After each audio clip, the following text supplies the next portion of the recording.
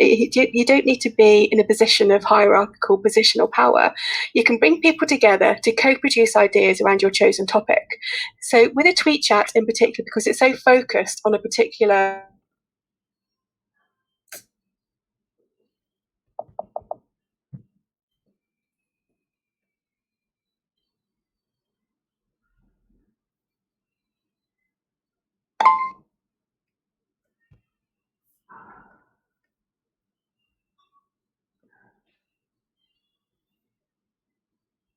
with tweet chats that people say, actually, we don't think that's actually a really good idea. And people can say constructively and productively what they do think is a good idea. And so much can be achieved in an hour that might take so much longer without a tweet chat. And it can be from passive involvement to active participation. People are able to say what they would like to happen and how. And you get this online communities. We can see that with Improve for Patients. We can see that with Project Down, which Helen mentioned before. And another beauty of tweet chats is with using the hashtag, you can get in-depth quantitative and qualitative data. So it's really important to remember to use that hashtag so you can find the tweets and measure the involvement. Yeah. Can I give you an example, Lee? So, sure. So I was working with a particular group inside the NHS, and they asked me to facilitate this workshop for them. And we were getting ready for it, but there was a delay in getting the invitation out. So people hadn't been invited to this workshop. And the people that were organising it thought this is going to be a disaster, because we haven't been able to get the letter, because it had to be approved letter, the invitation letter, and it took ages. So this meeting was happening on the Wednesday, and we got to the Friday, and the letter was just going out. Okay. So what I did was I went online on Twitter, and I did a whole load of quick analytics, and I worked out who the super connectors were. In that particular topic area, and I sent a direct message to them, which is something you can do on Twitter, saying, please come to the workshop, please promote it. And what was amazing was, even with 3 days notice, we got 150, 160 people at that workshop, and it would never have happened if we hadn't we hadn't used the power of Twitter in this way. And I'd say, working with tweet chats, because you're focused, on a specific area, it's just such a great way to get a whole army, social movement of people talking about things they're passionate about. And back to you, Lee. Thank you, Helen. No, that's a brilliant example. It just shows how Twitter can bring people together and make things happen so quickly and get people feeling that they belong to something as well, which is absolutely crucial to making change happen. Oops. So just moving on to the next slide, which is research by Warwick Business School showed that the level of social connections was the key factor in performance differences in NHS organisations. So what we can see here is 2 hospitals. One, Hospital A, which is outstanding.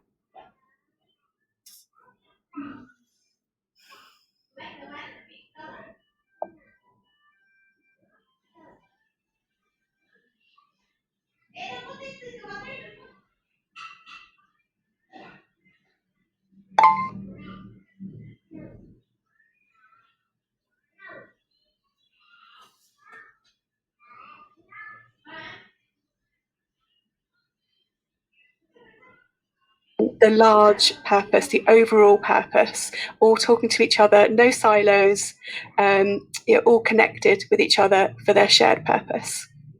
Yeah. So I was going to add to that, Lee, because I think I really like this, because I think it's a very powerful visual, and it was done for an organisation, and it would the findings by Warwick Business School were really powerful in terms of the VM organisations. That when they plotted the organisations like Hospital A, who'd done really well and were seen to be doing really well, there was this interconnectedness, and it wasn't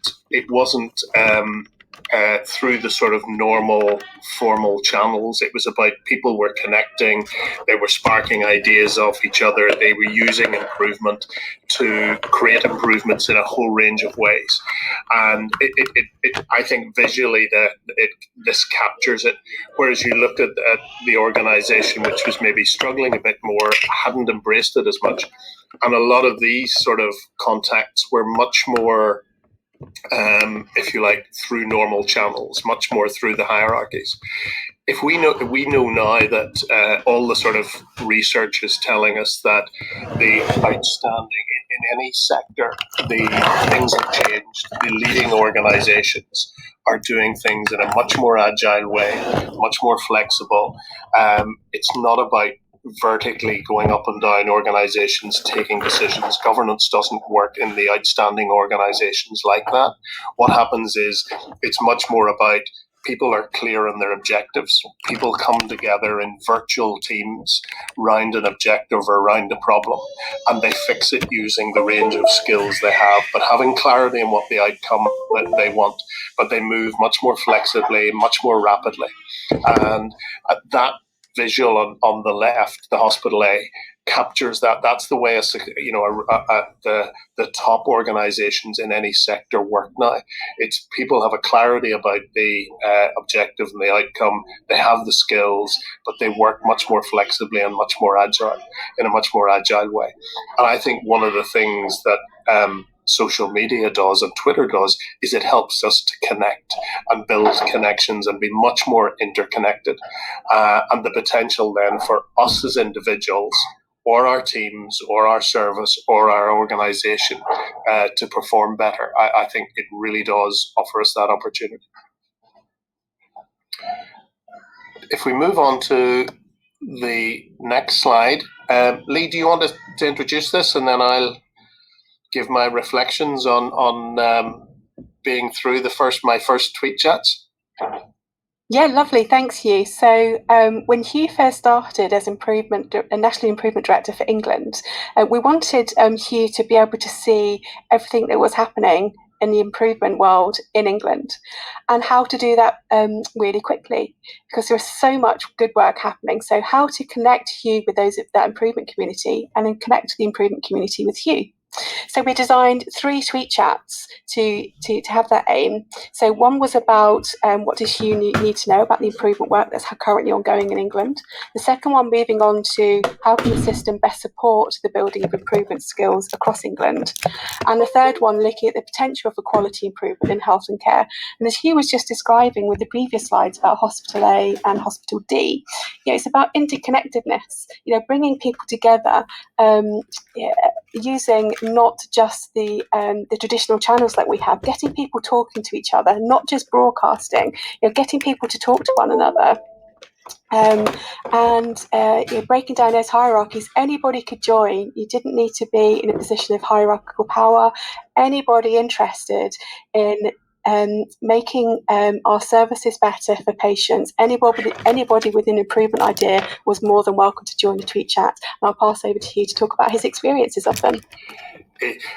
I would love to actually have had a picture of the first couple of tweet chats I did, because probably what people could see or expected was me sort of sitting on a device, but if you were there was sort of I had 2 screens going, plus an iPad, plus my phone.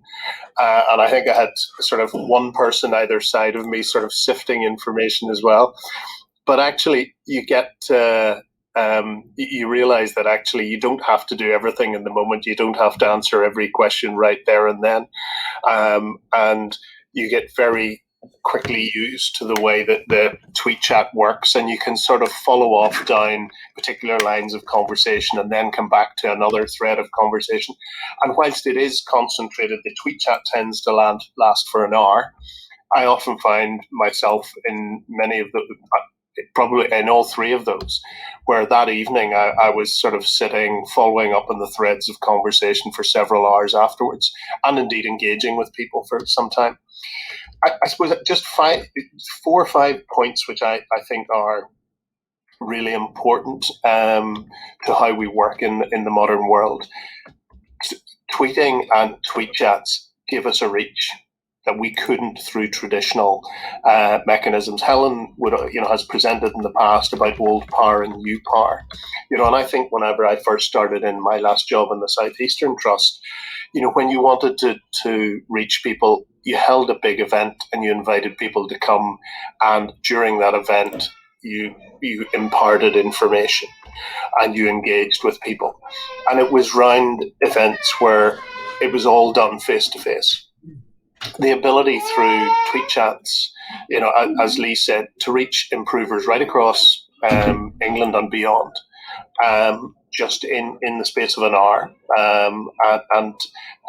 So the reach is significantly greater. It makes you more accessible. Here, as sort of National Director of Improvement, I'm engaging with 100 people. And it doesn't matter what people's sort of grade is. It's the other thing, it creates an equity. It creates, as we mentioned earlier, almost a democratization of voices, so that you can reach. I'm much more accessible. I can hear people's views. I'm accessible to people. The fourth thing is, and it was actually, I think, Henna earlier was asking, how do you filter information? I actually think that Twitter helps you to filter information, because I think of the amount of documents and emails and things that I get. The beauty of social media is a lot of it is these conversations are in short bursts. You get summaries of things which you can actually see. Then you can pursue the things that you want to learn a bit more about.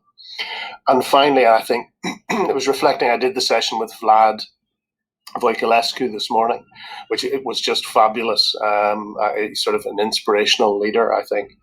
But some of a theme through his stories were about social mobilization. And you can't do that unless you're using a medium like Twitter.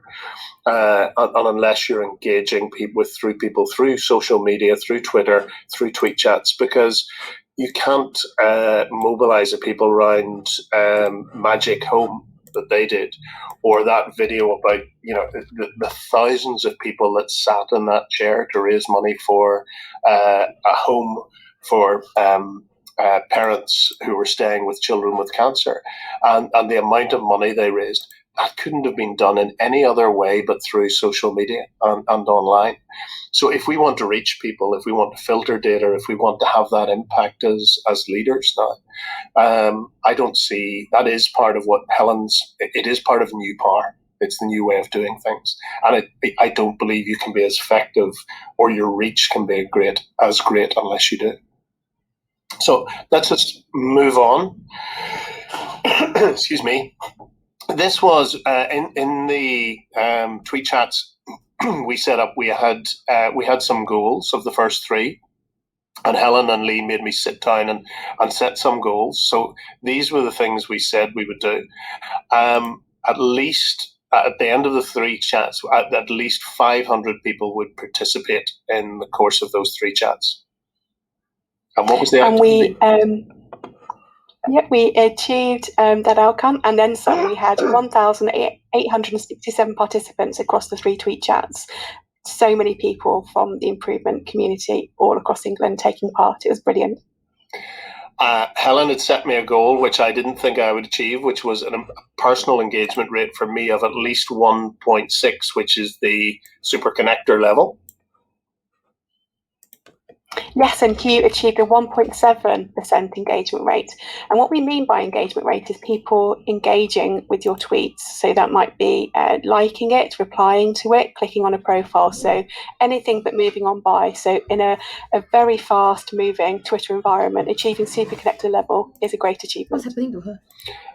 That I would gain 500 more followers on Twitter during the course of those three tweet chats.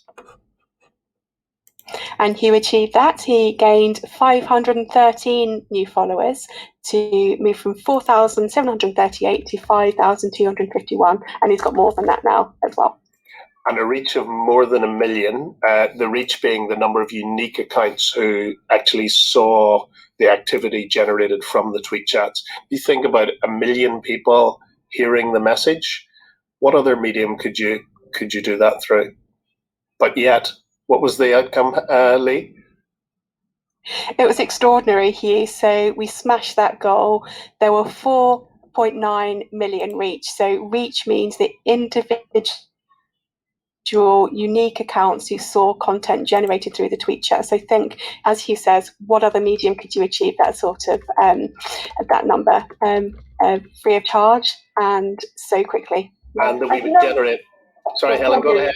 Yeah, just so I want to just add something as well, which is I think what was great about those tweet chats, Hugh, was they like established you as in terms of like as a highly relational national leader. And I think what was really good about your leadership approach with this, Hugh, was that you didn't just do like these 3 tweet chats as a one-off.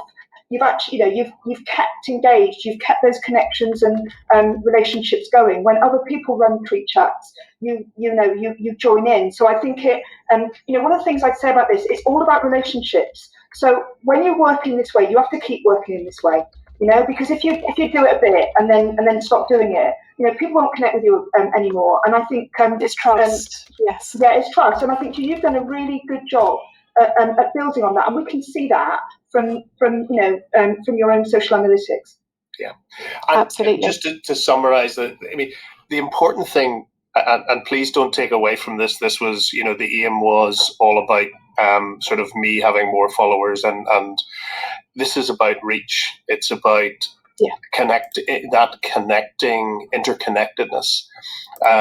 It was about people being able to engage with me. It was about being able to hear people's ideas. It's not about, actually the number of followers, or it's not about, whether you're a super connector or not, that the status of it. It's actually about the ability to hear, to reach, to get the message, the ability, to do what, to have the potential to do what Vlad talked about, which is to create social mobilization on ideas and on change. And that's the purpose of it, and to create communities. And if you think back to that chair that Vlad talked about in the Magic Home piece this morning, it's creating a community that mobilizes to make change happen. And that's the power of it. And I think that's what we saw, Hugh, we created an Improve for Patients community. The amount of ideas that we had, and it wasn't just about showing you, although that was a goal of the tweet chats, it was about people in the improvement community sharing ideas between themselves. So someone in, perhaps Durham might have said, we've got this problem, and someone in Plymouth could say, actually, we've solved that. Drop us your email address in the DM box, and I'll share that information with you. So it's an amazing way of connecting these people who would never probably have the opportunity to share those ideas in real life. So it's building a community, sharing their improvement ideas. So that was a really beautiful thing to see. And it's still ongoing now. We haven't had a tweet chat in a while. So it's a brilliant thing to see. Yeah. And I was just going to show you. This data because I know we want to get on and actually have a little bit of time for our tweet chat together now. But some of you in the chat box are saying, can you show us some of the analytics? And the great thing about working in this way is we have such strong analytics, and they really help us to understand what's going on and what the connections are. And this is some of the analytics from Hugh's tweet chats, using a method called NodeXL. And what this basically shows us is who's connecting with who. And what this is telling us is that lots of people were connecting as a result of the Improve for Patient tweet chats who just wouldn't connect. So what you've got here on this diagram is basically 4 very distinct communities of people who normally are interacting with each other. And if you see those green lines in between, it's basically saying we're making really strong connections and people talking and connecting with each other who would never normally connect. And again, when you think about our role as improvers and really wanting to get our messages across and really wanting to share what we're doing, Twitter's not the only way, but it can really help to make those connections. So I think what we ought to maybe do now is hurtle on, Lee, and get you to introduce our tweet chat. Thanks, Helen. So we have a tweet chat ongoing. So please do pop over now and join the tweet chat. So the beauty of tweet chat is you don't need to do it in a certain order. So you can pop along and see what interests you. And the thing to just say about tweet chat as well, it's supposed to be fun, it's supposed to be interactive, it's about interconnectedness, and it's not about pressure. So tweet chats can seem overwhelming, so it's really important to emphasize that it's not a competition. It's not about who can send the most tweets. It's about learning, engaging, sharing, building new networks. So have a look at what's happening with the tweet chat with the hashtag quality 2021. If you just want to read some tweets, that's fine. If you want to like some tweets, that's fine. If you want to send some tweets, that's fine too. So no pressure. It's all about learning. And I wanted to add as well that we got some reports from the 3 Improve for Patients tweet chats that we held that Hugh mentioned. I will pop those on Twitter. So if you follow me, I'm at Lee A. Kendall and the hashtag quality 2021. I will pop the links to those reports on Twitter as well. So you can see the analytics from those chats as well as the amazing ideas that people were sharing during those tweet chats. So I'm going to pop over to Twitter now and see what's happening. And I also just wanted to say, unfortunately, I can't see the chat box. So if anybody's asking me a question, I'm not being rude and ignoring you, I promise. It's just tech difficulties means I can't read them. Yeah, I'm keeping an eye on them as well, and I'm answering a few, Lee. So while Lee is getting going on the tweet chat, Hugh, are you going to answer question 2? What first got you into improvement and why? And what are you going to say in your tweet? But before I do, Helen, I just wanted to draw attention to a sort of lovely tweet I've seen, which was from Rachel Jones, who said she felt unsure about Twitter, but had her virtual hand held by Lou Waters, which I think was lovely because I think it does illustrate that people do have concerns about being on it, and there are risk associated with it. I've had my trolls in my previous life, but actually you do make friendships. You start to I think connect with people, and I've connected and made friends through Twitter that with people, and even people that I haven't met face to face, and I think it's one of the beautiful things about it. And you can be selective, because I know a number of people, how do you sift the data? How do you actually know what to look at? And you build up that knowledge and that experience over time. So the question, what first got me into improvement? It actually was, it was probably a gradual thing, but the one light bulb moment I think I had was I was director of performance in an organization probably 15 to 20 years ago, and built a performance system, which I was really, it was the first performance system in that organization, which was a big teaching hospital in Northern Ireland. And, felt very, that this was good. People had goals and they were measuring whether they were delivering those. But it was a very top down performance system. And about 6 months in to this, we had a spectacular service failure. And I sort of was left thinking, how can this have happened if we thought our performance system was really good and we were showing up as a lot of greens? And the sort of my light bulb moment was, you can't run, you can't make everything safe by a performance system that is top down. And actually a lot of this is about giving, and people, our frontline staff, care about their service and the quality of their service. So I think an awful lot of it is about giving them the skills, creating the environment, giving them the authority to actually judge what success looks like, and to help drive for that and to continue to improve. And having walked that journey and believed in that over the last 15 years, I'm more and more convinced that is the route to success. That's what we need to do right across the NHS, is empower people and give them the skills to make their service safer and better. And that's why I believe in improvement. Brilliant. And lots of it's great, Hugh. And I think you've got to try and tweet that in 240 characters. Yes. But I know you can do it. And just to say, everybody else, if you haven't tweeted before or you've never taken part in a tweet chat, you know what I'd recommend if you're answering a particular question. So at the moment, I'm answering question A2. So I've always made sure I put the hashtag on, because as Lee keeps saying, what we've got to be able to do is to be able to pick it up, and I'm putting my answer in. So I'm starting it with A2, answer 2, so everybody knows what I'm answering after the question. We should probably just do another minute or so, and we should look at some analytics. How are we doing, Lee, in terms of being able to show some analytics of what we've got so far? Yeah, brilliant. The tweet chat is amazing. There are so many people sharing, the benefits of tweet chats, the friendship that they've made. So I'm hopefully just going to share the screenshot in a minute, but we have 1.4 million impressions. So that's from 12:15 today to 12:50. So that is incredible. So impressions means the amount of time someone will have seen a tweet with the Quality 2021 hashtag on. So we're seeing a brilliant amount of people.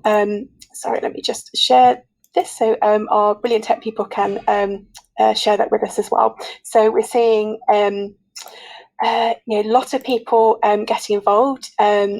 What we can see on the column, which we will hopefully see in just a minute, is the influential people in the tweet chat. And but let me just pause. We're just waiting for it to come up. But it's brilliant to see on the tweet chat loads of people getting involved, talking about who they'd like to get involved with improvement, and it's also lovely. Helen talked in her session with Joran Henriks on Wednesday about the power of belonging, and I think what we can see with this tweet chat is how it brings people together, the interconnectedness. It takes people out of any echo chambers. It creates a sense of belonging. You can see that with the improvement community. It can be quite easy sometimes perhaps to feel a bit lonely, or that you're working on your own, but you never are when you've got Twitter, because there's always someone there to help you out, someone to share an idea with, someone to boost you up as well. So that's really beautiful to see. Yay, there we are. Fantastic. So this is some analytics from a platform called Symplur. It's spelled, as you can see on the right hand side, Symplur. It's a brilliant tool. It's free to use. So that's really important tool to have, a really useful tool for anybody who's doing a tweet chat. So what you can see going from right to left is the numbers. So we have 1.4 million impressions. So that means that's the amount of times that a tweet with Quality 2021 has been on someone's Twitter timeline since 12:15. So that's amazing. And it's different to reach, which is about unique accounts. So that's just important to bear in mind the distinction. We've had 265 tweets by 63 participants. That's amazing. So well done, everybody. And what we can see, going again from right to left, the highest impressions. So that again means the amount of times that tweet has been seen by people's timelines. And it's important not to get too hung up on impressions, because it's a simple maths thing. Who's got the most followers will then have the biggest impressions. Prolific tweeters, so thank you Lou Waters, Becky Thomas, Ollie Benson, Kaibu, Zoe Lord, James Mountford and Kate Slater for sending lots of tweets and being involved, so thank you. And the top 10 influential, and this is a really interesting column to look at when we're looking at social influence and who our super connectors are, because what this means is the people talking to each other, because you could send out tweets with a hashtag on, but it's the conversations, the interconnectedness, which is the most important thing of all. So that's a really important column to look at when you're looking at who your 3% are. Yeah. So Lee, thank you so much for doing that so quickly, and also to the tech team for the wonders of science to be able to show it. So we're just about to finish now. So if we can just do a really a quick little remark each, me and if I go first, and then Lee, and then Hugh. So one thing I wanted to say is, one of the things that we can work out from doing that is who the super connectors are. And Lou Waters, who you saw there, is an improvement super connector. Okay. So if ever I want anything out to the improvement community, me and Lou will have a direct message on Twitter, and she'll get stuff out there, and it means, like Hugh says, across hierarchies, you can just get messages out, and you can connect with all kinds of people. And tweet chats aren't the be all and end all. They're one tool or one approach, and what we've got to do is combine them with other things. But in terms of making our improvement connections, in terms of building our relationships, I think as part of a broader connecting, communicating, collaborating strategy for health and care improvement, I think they're one of the most powerful tools we have. Lee, what are your concluding remarks?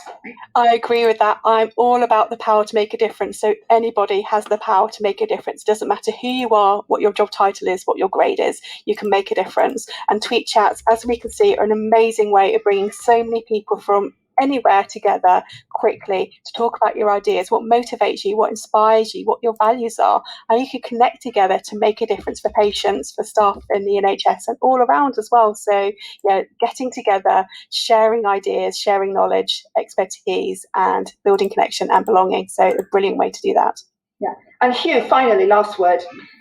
Thank you, Helen. I go back to Vlad this morning, and who I thought was inspirational, and what was achieved through mobilizing people and communities.